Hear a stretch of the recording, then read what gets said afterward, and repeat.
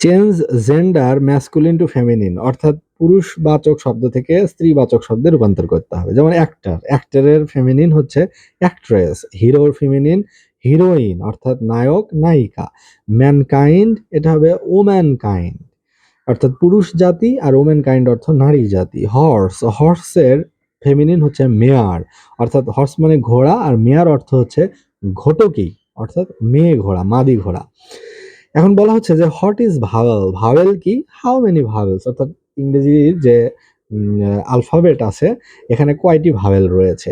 তো এখানে বলা হচ্ছে যে a vowel is a sound which we pronounce with our mouth open allowing the air to flow through it, অর্থাৎ vowel হচ্ছে সেই সাউন্ড, সেই উচ্চারণ যা আমরা মুখ খোলা রেখে উচ্চারণ করি এবং বাতাস বেরিয়ে আসে, মুখ থেকে বাতাস বাইরে বেরিয়ে আসে। যে যে যেগুলো উচ্চারণ করার সময় আমাদের মুখ থেকে বাতাস বেরিয়ে আসে এবং আমরা মুখ খোলা রেখে উচ্চারণ করি সেগুলোকে ভাওয়েল বলে। তো দেয়ার আর 5 ভাওয়েলস।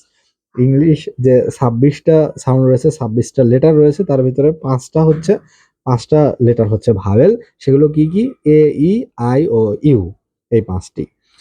এখন এখানে বলা হচ্ছে যে চেঞ্জ সিঙ্গুলার টু প্লুরাল, অর্থাৎ সিঙ্গুলার বা এক বচন থেকে প্লুরাল বা বহু বচন তৈরি করো। তো লিফ, লিফ অর্থ পাতা, আর বেশি পাতা বা পাতাগুলো তার ইংরেজি কি, তার পাতাগুলো হচ্ছে লিভস, LEAVES, লিভস অর্থ পাতাগুলো। গুড, গুড, গুডের প্লুরাল হচ্ছে গুডস, আর এই গুড মানে ভালো, আর এই গুডস মানে হচ্ছে মালপত্র।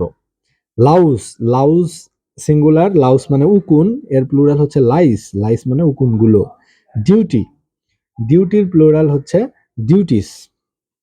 তো এই অংশটুকু পড়া হলো রিসেন্ট পাবলিকেশনের জব সলিউশন বইটি থেকে।